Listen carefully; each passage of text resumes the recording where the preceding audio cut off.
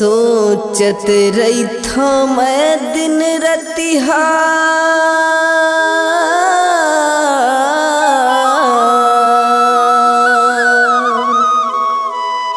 एको घड़ी नींद मोला नहीं आवे।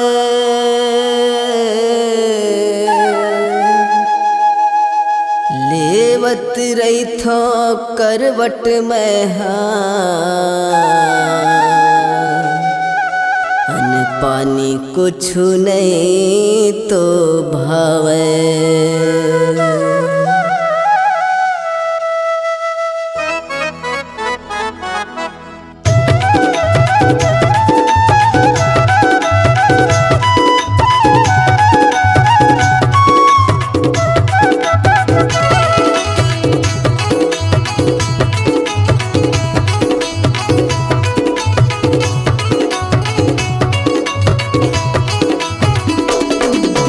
देखे बिना मोर जोही कुछ नहीं सुहावे ना। तोला देखे बिना मोर रानी कुछ नहीं तो भावे ना। तोरे सुरता माँ मोला जोही नींद नहीं तो आवे ना। तोरे सुरता माँ मोला रानी नींद नहीं तो आवे ना।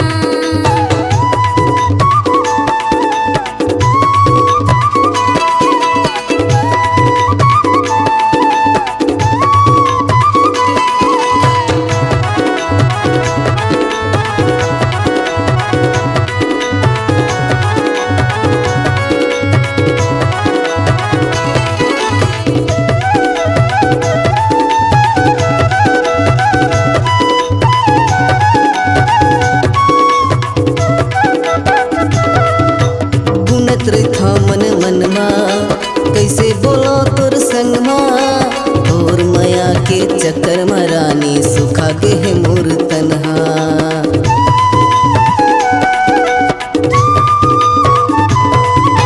गुनत रही था मन मन माँ कैसे बोलो तोर संग माँ। तोर माया के चक्कर में रानी सुखा के है मोर तन्हा। तोर माया के चक्कर में रानी सुखा गे मोर तन्हा। तोर माया के रस्म जोही मन मोर मतावे ना। तोला देखे बिना मोर रानी कुछ नहीं सुहावे ना। तोरे सुरता माँ मोला राजा नींद नहीं तो आवे ना। तोरे सुरता माँ मोला भैया नींद नहीं तो आवे ना।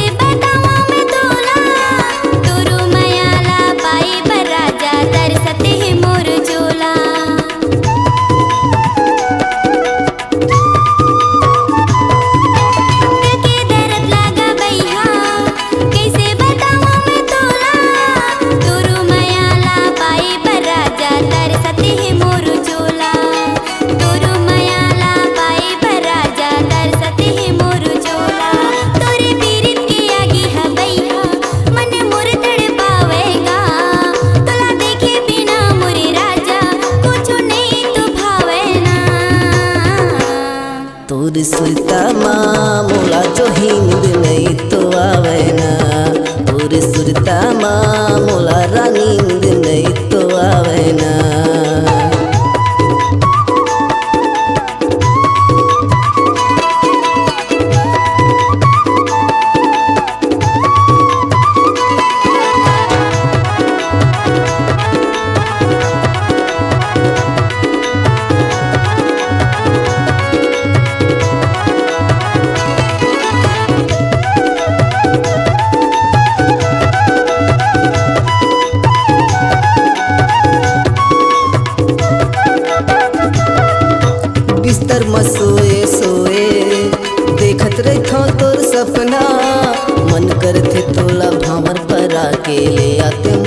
घरे अंगना।